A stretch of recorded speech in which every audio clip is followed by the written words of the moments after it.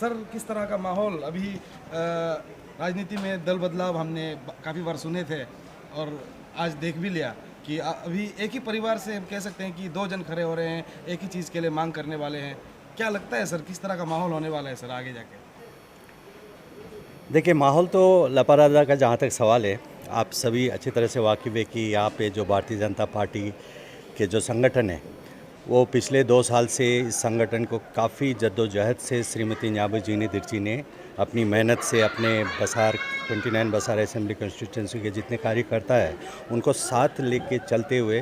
Bharatiya Janata party की मजबूत काफ़ी स्थिति किया है। तो इस हिसाब से अगर देखा जाए तो 70% लगभग जो है पूरे लपारादा में लोग भारतीय जनता पार्टी को अपने दिल में जगह बना चुके थे और अपना समर्थन दे रहे थे। और अभी हमारे आदरणीय फॉर्मर मिनिस्टर एमएलए जो है गोकर बसार जी भी भारतीय जनता पार्टी में ज्वाइन हो गए हैं। तो हम सभी सीनियर सिटीज़न की टीम की तरफ से मैं एज ए स्पोक्स पर्सन उनका हार्दिक स्वागत करते हैं पार्टी पर। और जहाँ तक आपने ये सवाल पूछा है, वो तो अब गोकर बसार जी के साइड से उनका वो क्या विचार, क्या दिल में तमन्ना लेके पार्टी में शामिल हुए हैं, वो तो हम नहीं बोल सकते। लेकिन जहाँ तक श्रीमती न्याबुजीनी दीक्षी के जो जितने भी समर्थक हैं, उनका तो यही मानना है कि भारतीय जनता पार्टी के नेतृत्व था जो है लपारादा डिस्ट्रिक्ट में श्रीमती न्याबुजीनी दीक्षी को ही करने का अवसर दिया जाना चाहिए, क्योंकि वो एक महिला भी है, महिला सशक्तिकरण के बातें भी चल रहे हैं उस हिसाब से। और जिस तरह से उन्होंने मेहनत की है, पार्टी को मजबूत किया है, स्ट्रेंथन किया है, उस हिसाब से भी उनको मेरे ख्याल से किसी भी कोई वजह नहीं बनता है कि उन्हें टिकट या उन्हें मौका नहीं देने का कोई सवाल ही मेरे ख्याल से पैदा नहीं होते। जी सर, खुदा ना खास्ता कल को ऐसा कुछ हो गया कि बसर सर को टिकट मिल गया अगर, तो किस तरह का माहौल होने वाला है सर? देखिए, अब ये बात हम बसर सर से भी पूछेंगे। देखिए, टिकट तो मेरे ख्याल से ये जो हमारे पार्लियामेंट्री बोर्ड है, जो हाई कमांड है भारतीय जनता पार्टी के, हमारे स्टेट यूनिट के संगठन है बीजेपी के और केंद्र यूनिट के संगठन हैं, तो ये एक प्रक्रिया का सवाल है, एक प्रोसीड्यूर, सर्टेन प्रोसीड्यूर्स होते हैं उसके लिए। अब टिकट के बारे में तो मैं तो ये नहीं कर सकूँगा कि अभी कौन टिकट मिलेंगे या नहीं मिलेंगे, लेकिन जहाँ तक हम लोगों का मांग है, जो हम लोग का जो जेन्युइन डिमांड है, जिस तरह से मैडम ने अपना मेहनत किए है, तो उस हिसाब से मैडम के लिए हम लोग टिकट का मांग रखना ये वाजिब है और मेरे ख्याल से काफ़ी जेन्युइन है। सर मेरा आखिरी सवाल रहेगा कि किस तरह का सपना आप देख रहे हैं लपारादा या बसर को बदलते हुए, चाहे वो सामाजिक दृष्टि से हो, आर्थिक दृष्टि से हो, गांव-गांव के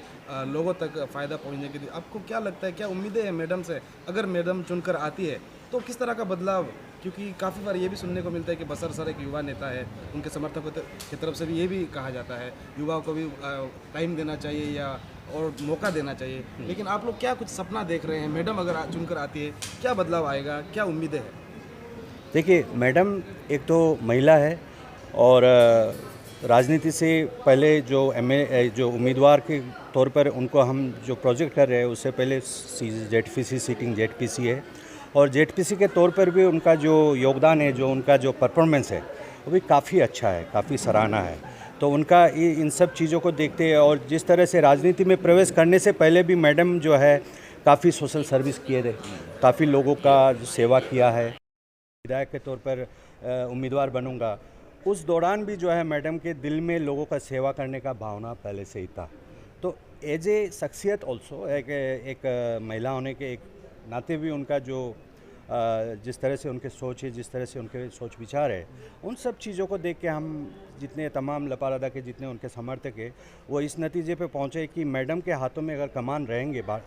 बसार के 29 बसार असेंबली कॉन्स्टिट्यूंसी के विधायक के जो तौर पर अगर उनको जिम्मेदारी दिए जाएंगे, तो मेरे ख्याल से बहुत अच्छी तरह से अपनी जिम्मेदारी निभाएंगे, ऐसा हम सभी को भरोसा है। जी, हमारे साथ पूर्व मंत्री केंद्रवा जी है। सर से एक छोटा सा सवाल करते हैं। सर बीते दिन बसार के जनता ने देखा कि गोकर बासर जो स्थानीय विधायक है उनके समर्थक, उनके काफिला, उनका गाड़ी में भारतीय जनता पार्टी का झंडा लहराकर उनका रिसेप्शन प्रोग्राम हुआ। आज फिर जनता ने देखा कि दिर्ची मैडम का भी समर्थक, उनके गाड़ियाँ, उन पर भी भारतीय जनता पार्टी का झंडा जो है लहराया था। तो बात ये है कि अभी ऑप्शन एक ही, विकल्प एक ही है, बस कमल ही है जनता के लिए। तो आज का जो है बहुत ही बड़ा रैली आप लोगों ने कराया, अब जनता कुछ कंफ्यूज भी होंगे। आज के इस रैली से क्या मैसेज जाना चाहिए आपकी तरफ से? आज का रैली से ये मैसेज होना चाहिए मेरे ख्याल में, क्योंकि जैसे पहले भी बोल चुका है, मैडम दिर्ची ने जिस दिन से बीजेपी का रेस्पॉन्सिबिलिटीज ये डिस्ट्रिक्ट में लिया है, उस दिन से आज तक अरुणाचल प्रदेश की जितना भी डिस्ट्रिक्ट में है BJP, Leparada district is the highest performer of BJP party. इसलिए आज यावी जी ने दिर्ची का वजह से, मैं तो पहले भी बोल चुका हूँ कि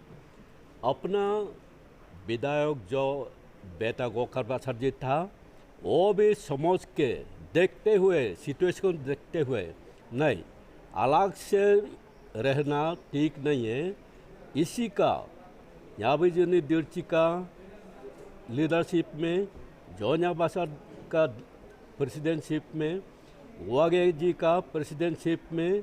और चीफ मिनिस्टर पेमा जी का हाथ में हम सब एक साथ होके